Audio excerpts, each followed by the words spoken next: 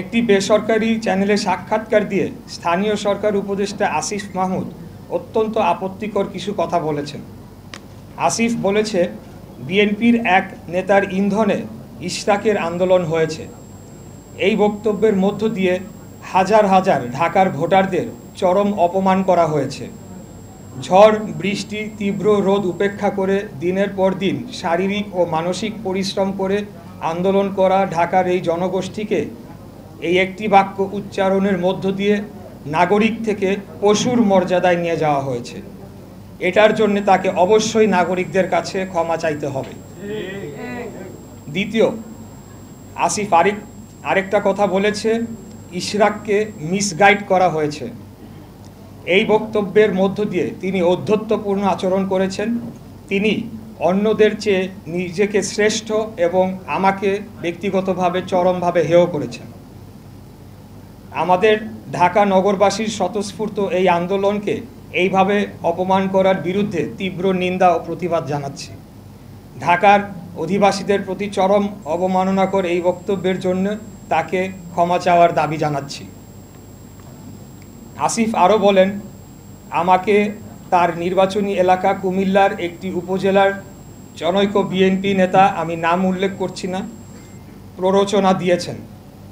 এই আন্দোলনে অর্থ ও লজিস্টিক্স দিয়েছেন এবং তার কাছে নাকি প্রমাণ রয়েছে। এই প্রমাণ তিনি জাতির সামনে তুলে ধরবেন, অন্যথায় তাকে প্রকাশ্যে ক্ষমা চাইতে হবে। এখানেই তিনি থেমে থাকেন নাই।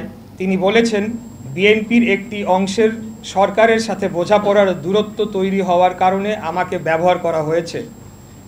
তিনি বিএনপির মতো ঐতিহ্যবাহী পুরনো বৃহৎ রাজনৈতিক দলকে হেয় করেছেন এবং একটি অসত্য অভিযোগ তুলেছেন। তিনি নিজেকে বিশাল কোনো মহামানব হিসেবে উপস্থাপন করেছেন। উনি হয়তো ভুলে গেছেন ওনার জন্মের আগে বিএনপির জন্ম হয়েছে। আসিফ এটাও বলেছে, আমার পক্ষ থেকে যারা নেগোশিয়েট করতে এসেছেন তারা সোললি আমার পক্ষে নেগোশিয়েট করেন নাই। অর্থাৎ আমার বিষয়টি সম্পূর্ণ আইনি, এখানে নেগোশিয়েট করার কোনো সুযোগ নেই। আদালত স্পষ্ট করে রায়ের মাধ্যমে কি করতে হবে তা বলে দিয়েছে। তাহলে নেগোশিয়েট কারা করেছে তা আমাকে জানাতে হবে, কারণ একমাত্র আমাদের দলীয় প্রধানের বাইরে অন্য কোনো ব্যক্তিকে আদালতের রায় কার্যকর সংক্রান্ত যোগাযোগ ছাড়া অন্য কোনো কথা বলার সম্মতি আমি দেই নাই। আশা করি এই লাইনটি বুঝতে পেরেছেন আপনারা। তার এই অস্পষ্ট কথাবার্তায় প্রতীয়মান হয় তিনি হয় মিথ্যা বলছেন, না হয় তার বুদ্ধিমত্তা স্থানীয় সরকার মন্ত্রণালয় চালানোর জন্য সম্পূর্ণ অযোগ্য। আসিফ বলেন, ইশরাক হোসেন অত্যন্ত দম্ভ ভরে ও অহংকারের সাথে সরকার কর্তৃক প্রশাসক হওয়ার প্রস্তাব প্রত্যাখ্যান করেছেন। বরঞ্চ বিনয়ের সাথে এটি প্রত্যাখ্যান করার কারণ হিসাবে বলতে হবে, একজন বৈধ নির্বাচিত জনপ্রতিনিধি ও রাজনীতিবিদের জন্য এই প্রস্তাব অপমানজনক।